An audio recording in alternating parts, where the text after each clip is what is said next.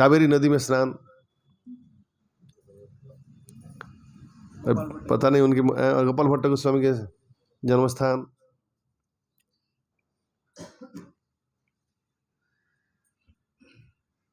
और श्रीरंगम। श्रीरंगम मंदिर की कथा थोड़ा एक दो बताता हूँ, थोड़ा समय है, बढ़िया गया था उस दिन, बहुत इंस्ट्रक्टिव है, बड़े शरणागत की कथा है। टाइम क्या है? लेकिन वो छोड़ दिया था, बहुत सारा कथा है, अभी 6 है। रामानुज आचार्य श्री संप्रदाय के अत्यंत महान उच्च कोटि के आचार्य है।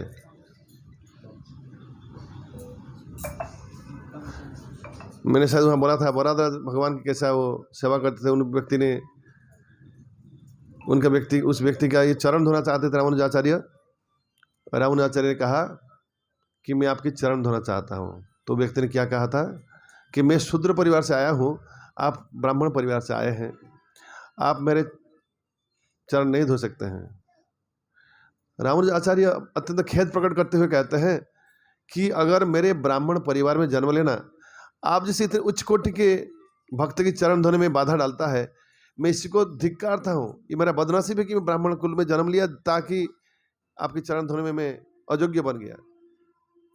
तो इनकी ये विचार देखकर व्यक्ति प्रसन्न हो जाते हैं और कहते हैं ठीक है, आप धो सकते हैं। उस व्यक्ति का रामानुजाचार्य ने अपने हाथों से चरण धोया और चरण पान किया, पूरे परिवार के ऊपर छिड़का, सबको दिया पीने के लिए। और वो व्यक्ति वरदराज भगवान की सेवा किया करता था,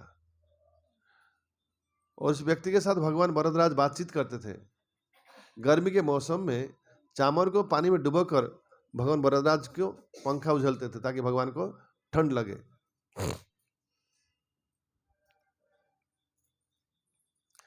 रामानुज आचार्य की महिमा बहुत है।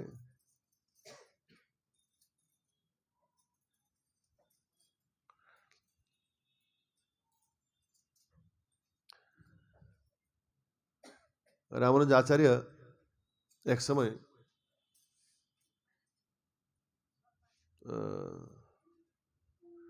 अपने शिष्य के घर में गए।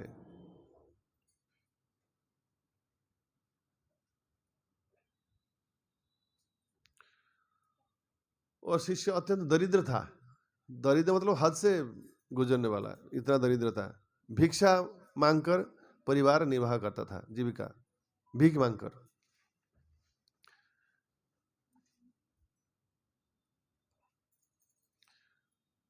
तो उनके जो पति थे वो भीख मांगने जाते थे, पत्नी घर पे रहती थी।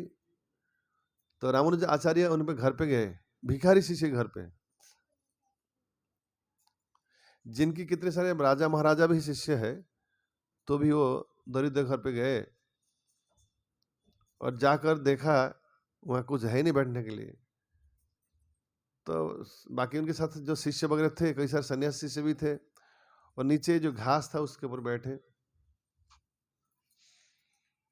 रामानुज आचार्य आए हैं, देखकर घर के अंदर से एक महिला की हाथ खिड़की से निकला, ताली से बजा। तो रामानुज आचार्य समझ गए। उन्होंने अपने शिष्यों को कहा कि जो कपड़ा बाहर सूख रही है, एक साड़ी है जिसके कई सारे पैचेस लगे हुए हैं, पैचेस फटा हुआ है।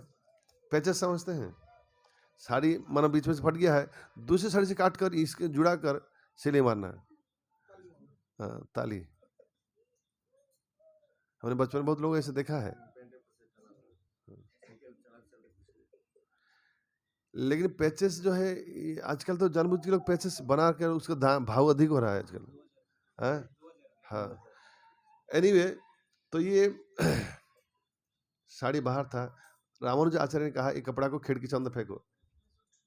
तो कपड़ा को अंदर फेंका गया और वही कपड़ा पहनकर माता निकली, ब्राह्मण की जो पत्नी है। रामानुज आचार्य मालूम पड़ गया था उस ब्राह्मण पत्नी के पास और कपड़ा है ही नहीं।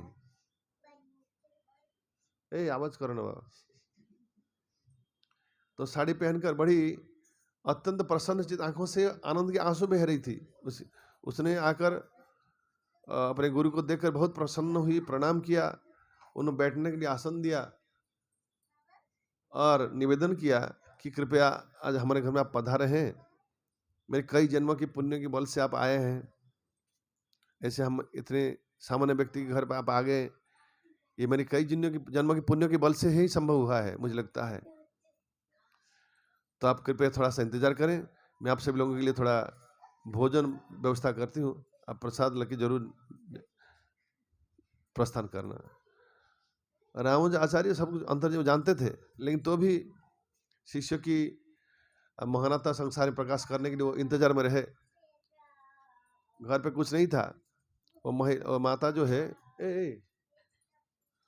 बाजू में एक बाजार है, मार्केट है, मार्केट में गए और जाकर जो भी चावल सब्जी मसाला जो भी जरूरत था वो लेने गई, लेकिन दुकानदार की जो विचारधारा था वो था गड़बड़ आदमी था, और ये जो इनकी शिष्या जो माता है उनको मालूम था, तो उन्होंने जाकर कहा मुझे पता है कि आपकी जो विचार है अलग है, मैं आपकी सारी इच्छा की पूर्ति करूंगी, लेकिन मुझे अब जो चीज़ चाहिए मुझे दे दीजिए ना। क्या क्या चाहिए? कि मेरे घर में अतिथि आए हैं, उनको मुझे खिलाना है, बाद में मैं आऊंगी आपसे मिलूंगी ना। क्या क्या सब ले लो। अपने लोगों जो काम करने वाले लोगों को कहा कि ये महिला जो कहती है उनको सब कुछ दे दो, चावल दाल तेल मसाला जो भी चाहिए सब्जी, तो जो जो जरूरत था वो माता जी लेकर आई, घर पे रसोई किया और सबको भोजन परोसा। रामानुज आचार्य अपने शिष्य के द्वारा प्रस्तुत किया गया भोजन ग्रहण किया, बहुत प्रसन्न हुए, और तब तक उनके पति भी आ गए। पति बड़े परेशान थे कि घर पे तो कुछ था ही नहीं, भिखारी जो भीख मांग कर लाते उतना ही परिवार चलता है, कहाँ से आया इतने लोगों की व्यवस्थापना, कैसे संभव हुआ। तो खैर अभी तो भोजन हो गया, सब लोग चले गए, उनको प्रणाम किया, उनका जो भी व्यवस्था करके चले गए, आशीर्वाद करके। और जाते समय जाते जाते रामानुज आचार्य कहकर गए, ये जो बच्चा है उनको मालूम पड़ गया था कि कहीं से लाए हैं मांग कर, बोले जो दिए हैं व्यवस्था पर कहीं मदद की है उनको देना, उनका उच्चिष्ट प्रसाद उनके लिए है, उनको देना। कभी कोई महान साधु कृपा कर किसी को उच्चिष्ट देवे देते हैं।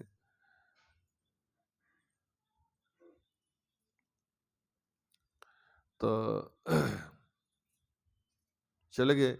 जाने के बाद ये उनके पति ने पूछा कि ये सब बंदोबस्त कैसे हुआ ना। आपको मैं कहती रही यार बहुत दिनों से कि वो आदमी बाजार का जो है उसकी विचार कुछ अलग है, और मुझे पता था कि उनको मैं मांगूंगी दे देंगे, लेकिन मैं बदले में उनको कहा कि मैं वापस फिर आऊंगी आपकी इच्छा पूर्ति के लिए। बात समझने की कोशिश कीजिएगा, उनके पति भी ऐसे महान है, इतने त्याग स्वीकार करने के लिए प्रस्तुत हो पाए। अपनी पत्नी को भेजा कि तुम जाओ, तुमने वचन दे रखी है, तुम्हें जाना उचित है, तुम जाओ। तो प्रसाद लेकर उनकी पत्नी चल पड़ी वहां उस दुकानदार के पास। तो जाकर कहा कि आपकी इच्छा में पूर्ति करूंगी, लेकिन पहले जो मैं प्रसाद लाया हूं आप उसको ग्रहण कीजिए, फिर बात करेंगे। तो दुकानदार ने प्रसाद खाया। प्रसाद खाने के बाद कई जन्म की जो जो सारे पाप विचार था उसी प्रसाद के द्वारा ही सब धुल गया था। वो साधु विचार आ गया था मन में, अब मुझे कुछ भी इच्छा नहीं है। उन्होंने कहा कि आपके घर में जो व्यक्ति आए थे मुझे खाली उनका दर्शन चाहिए। तो ब्राह्मण की पत्नी ब्राह्मणी जो माता जी थे बोले ठीक है चलिए। तब तक रामानुज आचार्य और नजदीक में और एक धनी शिष्य थे, उनके घर पे गए थे, वहीं रुके थे, तो ये उनको लेकर गए। इस तरह रामानुज आचार्य ऐसे गिरे हुए व्यक्ति का भी उद्धार किया, इस तरह तरीका अपना कर के लिए प्रसाद देकर।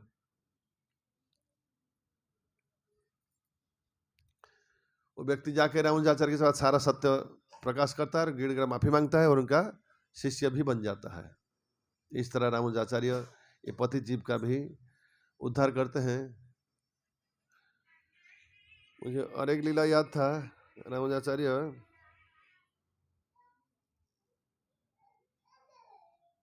भूल गया, ठीक है। और किसी की याद है? कुरेश की कथा तो बताया था मैं। हाँ, और एक कथा याद है। एक समय श्रीरंग में रथ यात्रा हो रहा था। सब लोग रथ के खींचने में, भगवान के दर्शन में मग्न है। एक व्यक्ति था, वो एक महिला के कहीं धूप ना, उसको छतरी पकड़ा है उसके लिए, और उसी की शक्ल देखता रहता है। तो किसी ने आकर रामानुजाचार्य कहा कि युवक की जरा विचारधारा तो देखिए, ये भगवान की रथ यात्रा उत्सव चल रहा है, वो एक स्त्री के पीछे पड़ा है। रथ यात्रा पूरा हो गया। रामानुजाचार्य ने उस युवक को बुलाया कि तुम क्यों रथ यात्रा के समय उस महिला के ऊपर छतरी पकड़ के रखता है, उसको देखता रहता, क्यों ऐसा क्यों करते हो? न हे महात्मन, मुझे जो महिला की जो मुख है मुझे बहुत सुंदर लगता है। संसार में मुझे लगता है यही सारी सुंदरता भगवान ने यहीं पे दे रखा है। और धूप होने से पसीना छूटेगी, उस सुंदरता में बाधा आएगी, खराब हो जाएगा, इसलिए मैं पसीना छूटने नहीं दे रहा था, इसलिए छांव करके रखा था छतरी। और मुझे सुंदर चीज देखने को अच्छा लगता है।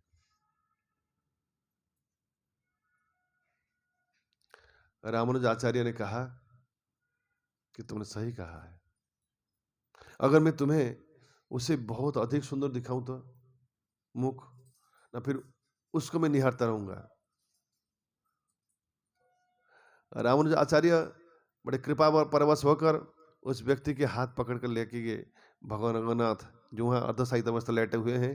कई लोग जो है उसको पता नहीं चल पाया, आधा स्व अवस्था में से सोए हैं भगवान। बोले देखो, देखे इनके मुखड़ा को देखो, इनकी जो मंद मुस्कान है, इससे देखकर संसार की अप्सराएं विचलित हो जाते हैं, काम देवता विचलित हो जाते हैं, सारे सुंदरता फीका पड़ जाते हैं इनकी सुंदरता से। रामानुजाचार्य की वरद हस्त के स्पर्श से उस व्यक्ति का हृदय संपूर्ण शुद्ध हो गया था। संसार की सबसे सारा सुंदर जैसे कि भगवान के श्रीमुख में लगा हुआ है, उसको लगा कि क्या रखा है उस मुंह में, ये तो वो छिपकली का सुंदरता चमकीला, ये तो अनंत सुंदर है। ये भाग्यवान व्यक्ति भगवान रंगनाथ के मुख चंद्रमा के प्रति आसक्त हो गया। बोला अब समय है इनको ही मुखड़ा देखता रहूंगा, ये वास्तव सृष्टि में सबसे अधिक सुंदर वस्तु है। रामानुजाचार्य उसके बाद क्या की ना, उस युवक के साथ उस युवती का विवाह करवा दी।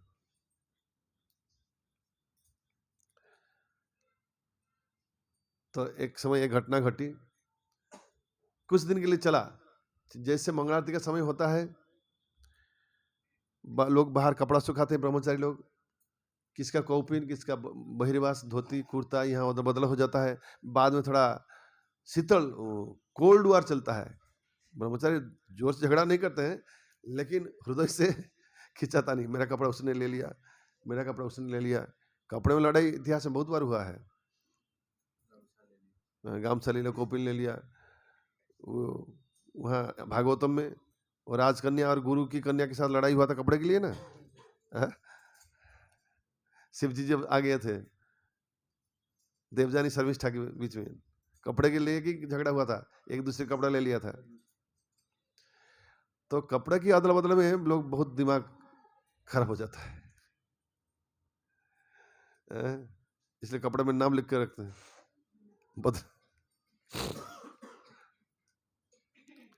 तो कई दिन तक रामानुजाचार्य ऑब्जर्व करते रहे कि मेरे शिष्य लोग वैराग्य जीवन को अपना तो लिए हैं, ब्रह्मचारी हो गए, आश्रम में रहे, परंतु ये कौपिन धोती कुर्ता में उनकी आसक्ति छूटा नहीं है। उसके लिए कोल्ड वार चलता रहता है। हालांकि इतना जोर से तकरार नहीं, लेकिन थोड़ा अंदर अंदर से मन में मुटापा आ रहा है। तो उन्होंने इनको बोला, सोचा कि इनको थोड़ा पाठ पढ़ाऊं। क्या पाठ पढ़ाना विचार किया?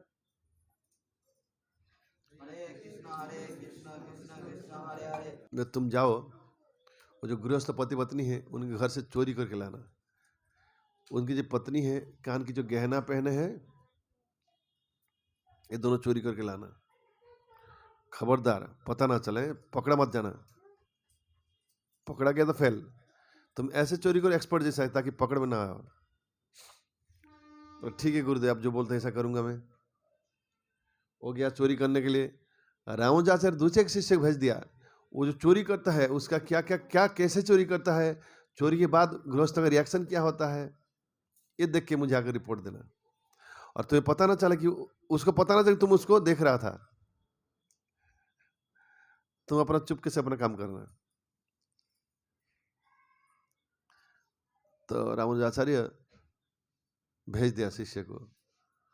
तो ये तो सोए हैं रात को पति पत्नी, ये बहुत धीमी पैर से, जैसे बिल्ली चलती है तो मालूम नहीं पड़ता है, बड़े सावधानी से चलती है। इस तरह चोरी करने के लिए ये शिष्य गए बड़ी सावधानी बरतते हुए, और सक्सेस हुए ऐसा लगा। देखा कि सो गई है गहरी नींद में उनकी पत्नी, तो कानों की एक कान से एक गहना निकाल ली। निकालने के बाद उसने क्या देखा कि और एक लेने के लिए इंतजार कर रही थी, लेकिन उसी बीच में देखा कि धीरे से वो करवट बदलने लगी, लेकिन इसको लगा कि जग गई है, वो डर के मारे भाग गया। कौन? जो चोरी कर रहा था। और जो रिपोर्ट लेने वाला वो तभी खड़ा है चुपके से, दूर से खिड़की से देख रहा है क्या रिएक्शन होता है। ये भागने के बाद वो स्त्री तब आंख खोला, तब तक आंख नहीं खोला था। अपनी पत्नी को कहती है कि देखो न क्या है, कि मुझे लगता है हमारे आश्रम में बहुत गरीबी पड़ा है कम, इसलिए हमारे गुरु भाइयों ने आए हैं चोरी करने के लिए। न क्या किया, न मेरे कान का एक गहना लेके गए, न दूसरा लिया नहीं क्यों, न मैंने करवट बदला तो वो डर गए भाग। न तुमको धीरे से करवट बदलना चाहिए था, ताकि उसको लगे कि तुम नींद की प्रेशर में करवट बदल रही हो, ताकि वो लेने में उनको सुविधा होता। ये सब चीज कौन सुन रहा है? रिपोर्टर। चोरी हो गया, वो जाके दे दिया गहना, एक गहना, और बाद में रिपोर्टर पहुंचा, उनको जाके रिपोर्ट दिया। क्या रिपोर्ट दिया? ना एक गहना तो लेके गया, फिर दूसरा लेने के लिए जो कोशिश की तो करवट बदला तो भाग गया। भागने के बाद उनकी पत्नी कहती है पति को कि एक शायद आश्रम में गरीबी पड़ा है बहुत, ये चोरी करने आए हैं न, फिर भाग क्यों गया, ना मैं करवट बदला, ना करवट इतने जल्दी से बदला क्यों, बड़ी सावधानी से बहुत धीरे से बदलना था, ताकि लगे कि सोई है।